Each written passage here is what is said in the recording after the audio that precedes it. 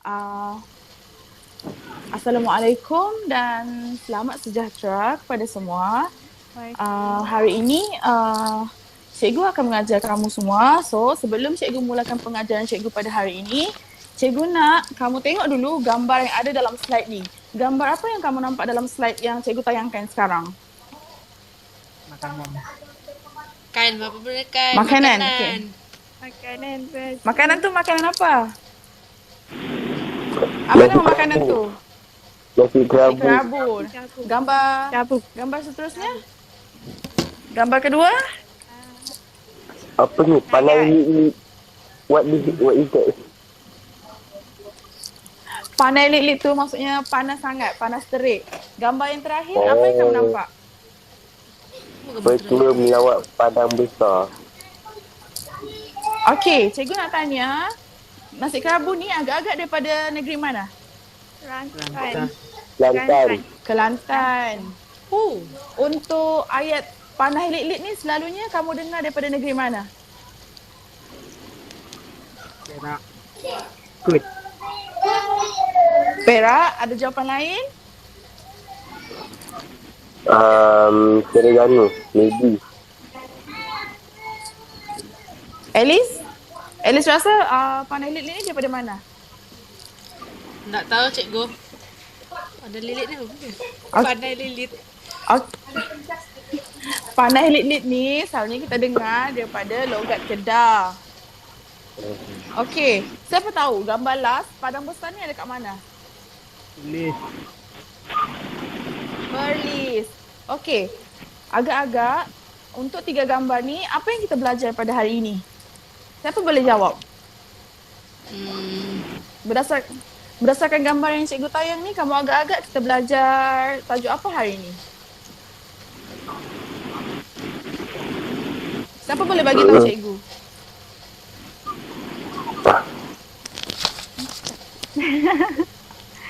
Ada siapa Daging. tahu? Apa di daging?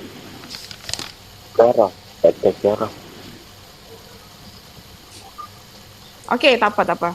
Untuk pengetahuan kamu, hari ini cikgu akan ajar bab 9 iaitu warisan kerajaan Kedah, Kelantan, Negeri Sembilan dan juga Perlis. Tapinya untuk hari ini cikgu akan ajarkan 3 negeri sahaja iaitu Kedah, Kelantan dan Perlis.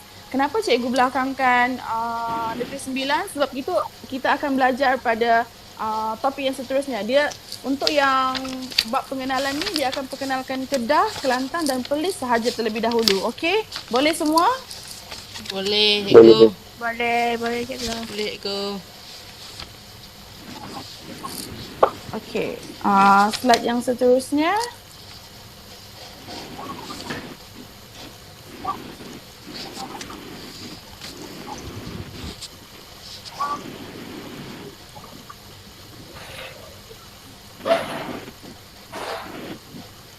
Okey, seperti nampak di sini, ini merupakan objektif pembelajaran kita hari ini. Ini apa yang cikgu nak kita capai hasil daripada apa yang kita belajar hari ini. Okey, pada akhir pembelajaran ini, cikgu nak semua pelajar-pelajar dapat menyatakan sistem pemerintahan beraja. Yang kedua adalah menyinaraikan adat istiadat pertabalan pemerintah.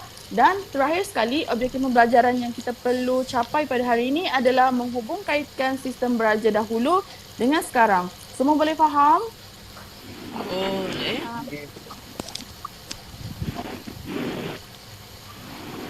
Okey.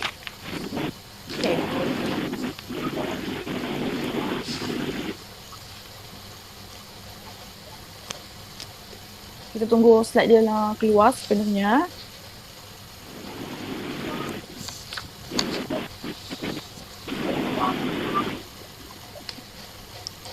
Dah slide dia memang tu Okey. je ke? Ni apa yang kita belajar hari ini yang cikgu dah sebutkan tadi. Okey. Pertama sekali kita akan kenali dulu warisan Kedah, kerajaan Kedah, Kelantan dan Perlis. Okey. Kelangsungan kerajaan Kedah, Kelantan dan Perlis pada hari ini sebenarnya telah diasaskan sejak beberapa tahun yang dahulu. Kerajaan ini pun telah mengalami banyak zaman kegemilangan dan juga telah menghadapi pelbagai cabaran. Kemegahan pemerintahan kerajaan pada masa kini adalah berasaskan daripada kerajaan yang telah diasaskan pada waktu dulu.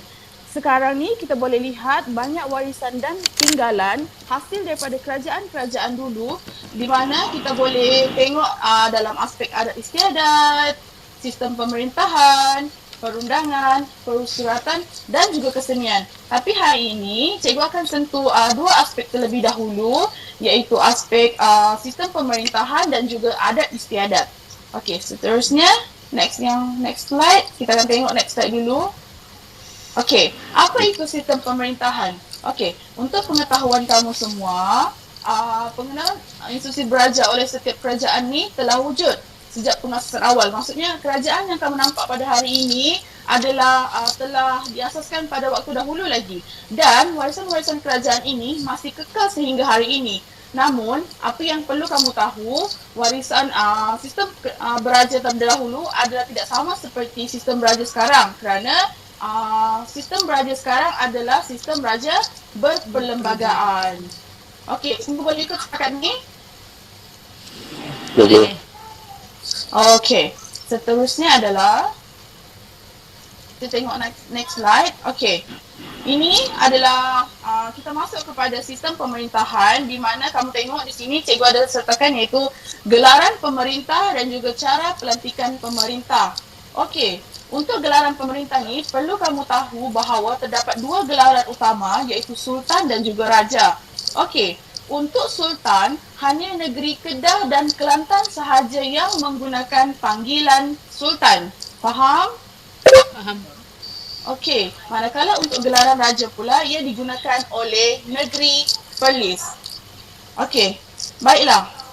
Cara pelantikan pemerintah ni pula adalah dia senang sahaja. Untuk mendapatkan pemerintah yang baru, maksudnya waris yang baru, waris tersebut haruslah daripada jurai keturunan yang sama. Maksudnya sesiapa yang ingin menjadi sultan yang baru, yang ingin dilantik, mereka haruslah daripada asal usul yang sama.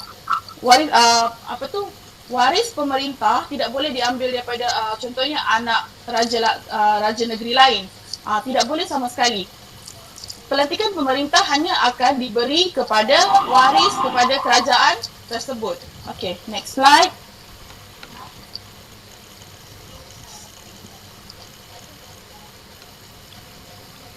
Okey, di sini kamu dapat lihat yang cikgu telah sertakan piramid ni. Piramid ini bermaksud hierarki sistem pemerintahan pada masa dahulu. Okey, kamu tengok apa yang di atas sekali. Siapa boleh bagi tahu cikgu apa yang kamu nampak dekat atas sekali? Sultan. Okey, yang kedua? Pembesar. Yang terakhir? Penghulu. Okey, ini merupakan hierarki sistem pemerintahan pada masa dahulu, di mana seperti yang kita tahu, Sultan adalah ketua untuk sesebuah negeri. Okey, manakala yang kedua adalah pembesar. Pembesar ini mempunyai peranan yang sangat penting. Kenapa dia sangat penting? Kerana pembesar inilah yang akan menghubungkan di antara rakyat dan juga sultan.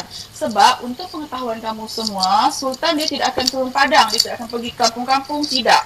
Yang akan mengetahui isu-isu semasa adalah pembesar. Pembesar yang akan menjadi perantaraan di antara sultan dan juga rakyat.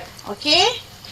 Pembesar ini dia akan mewakili, maksudnya pemerintahan dia adalah seluruh kawasan jajahan negeri dan juga kawasan daerah-daerah. Okey, di bawah sekali jawatan kuasa yang paling berada di bawah sekali iaitu penghulu. Penghulu. Siapa tahu apa maksud penghulu di masa kini? Jawatan penghulu sekarang dikenali sebagai apa? Siapa yang tahu? Perantaran. Okey, tu agak tepat. Okey, untuk pengetahuan kamu, jawatan penghulu pun masih dikekalkan sehingga kini.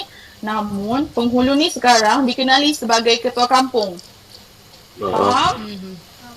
Okey, jadi penghulu ni pula, dia ni juga turut mempunyai peranan penting di mana dia akan menjaga mukim kampung-kampung. Contohlah, jika berlaku suatu bencana alam seperti ada banjir ke apa, jadinya penghulu ni lah yang akan mengambil catatan dia akan tengok mana yang terjejas dan dia akan melaporkan kepada pembesar. Pembesar akan menyampaikan kepada sultan jika ia meminta bantuan. Jadi begitulah sebenarnya sistem hierarki ini berfungsi. Setakat ni kamu boleh faham? Faham. Faham. Okey, bagus. Okey, next slide.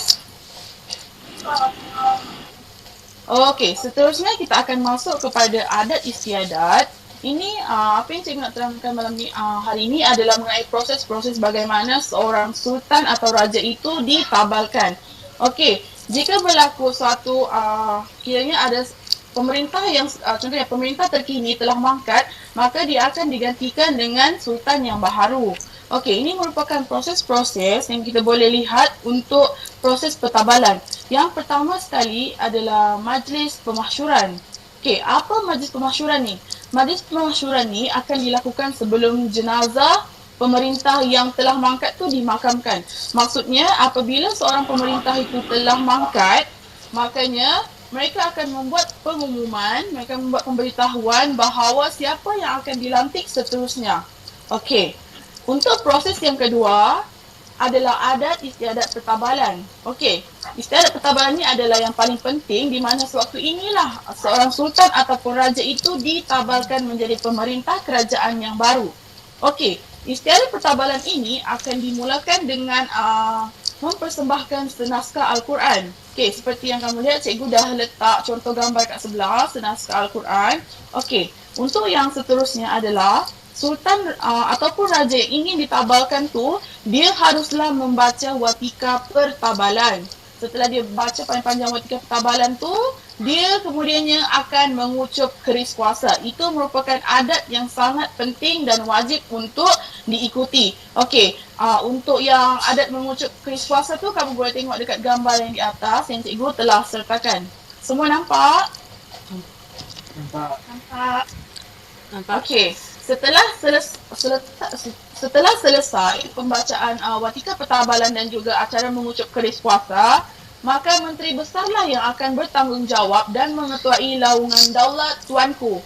Kamu semua pernah tengok bila ada majlis pertabalan mereka akan laungkan sekuat-kuatnya daulat tuanku. Siapa pernah dengar? Pernah. Okey. So macam itulah caranya bagaimana seorang sultan tu ditabalkan. Okey, next slide adalah yang ni yang terakhir adalah penganugerahan bintang dan darjah kebesaran. Okey, untuk pengetahuan kamu, penganugerahan bintang dan darjah kebesaran ni adalah untuk melambangkan hubungan sultan atau raja dengan rakyat. Di mana kamu boleh lihat rakyat-rakyat yang telah banyak berbakti kepada kerajaan akan diberikan darjah kebesaran. Okey, penganugerahan darjah kebesaran ini merupakan warisan yang kekal sehingga hari ini. Ya, betul. Kita boleh lihat pada hari-hari tertentu iaitu hari keputeraan, penganugerahan bintang dan darjah kebesaran ini sering dilakukan. Ini adalah untuk membuktikan bahawa pemerintah sentiasa berhubung dan berkomunikasi dengan rakyat biasa. Okey, lambang ini adalah merupakan lambang kepada hubungan antara pemerintah dengan rakyat. Lazimnya penganugerahan ini disempurnakan sempena hari keputeraannya. Seperti yang cikgu dah sebutkan tadi, penganugerahan bintang dan darjah kebesaran ini dilakukan semasa sambutan hari keputeraan. Okey. Itu sahaja apa yang cikgu nak terangkan untuk kamu pada hari ini. Cikgu nak ajar ringkas sahaja memandangkan kita hanya membuat kelas secara online. Jadi apa yang cikgu nak sampaikan tidak begitu banyak. Okey. Setakat ni kamu boleh ikut apa yang cikgu ajar? Boleh. Okey. Kalau macam tu kita akan cikgu nak uji sikit boleh? Boleh. Kalau cikgu nak bagi soalan boleh? Boleh tak boleh ni ya? Kenapa gelak? Tak ada. Kami-kami je tahu. Itu jawapan saya. Okey. Sekarang ni kita akan, cikgu nak buat sedikit latihan pengukuhan. Cikgu nak tengok sama ada kamu betul-betul faham. Okey, ni adalah cikgu namakan segmen teka jawapan saya. Okey, kita tengok soalan-soalan yang cikgu buat. Okey. Okey, soalan yang pertama. Negeri manakah yang menggunakan gelaran raja? Okey, boleh bagi cikgu jawapan. Mana satu jawapan dia? Perlis. Perlis. Perlis. Perlis. Betul? Semua yakin? Yakin? Ya. Yakin. Okey, betul. Maksudnya kamu faham. Okey, soalan yang seterusnya adalah okey.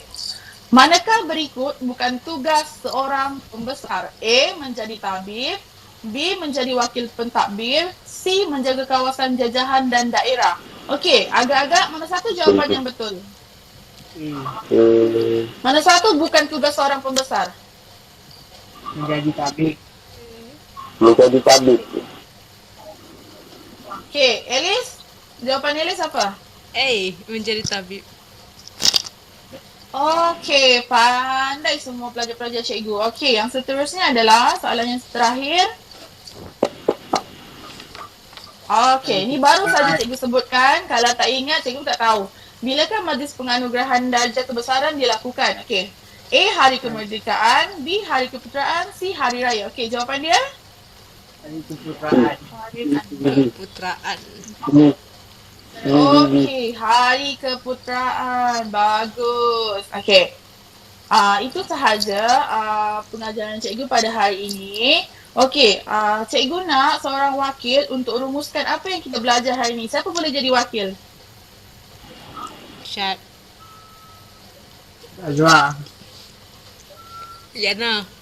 Siapa nak jadi wakil untuk rumuskan apa yang kita belajar pada hari ini? Cikgu Elis. Elis. Syad. Cikgu Elis. Syed nak? Okey, Saya nak seorang wakil. jadi. Kalau cikgu pilih boleh? Yana. Yana. Cikgu pilih Okey. Azhar. Cikgu nak Yana yang merumuskan apa yang kita belajar hari ini. Boleh Yana? Okey, Yana. Okey, cuba bagi rumusan apa yang kita belajar hari ini. Barisan kerajaan. Nabi dan mati. Cuba satu-satu. Bagi Yana dulu bercakap. Okey, Yana. Hari ni mengajar pasal ada istiadat. Okey. Apa lagi? Selain daripada ada istiadat, apa lagi yang kita dah belajar hari ini? Membina masjid. Membina masjid, Elis. Cikgu, dia ada maksud yang tu. Apa maksud dia? Main-main dalam kelas cikgu denda Kan? Elis nanti. Kan? Pada Membina Ya. masjid tu macam mana? itu ni. Hubungan diplomatik. Pandai-pandai saja.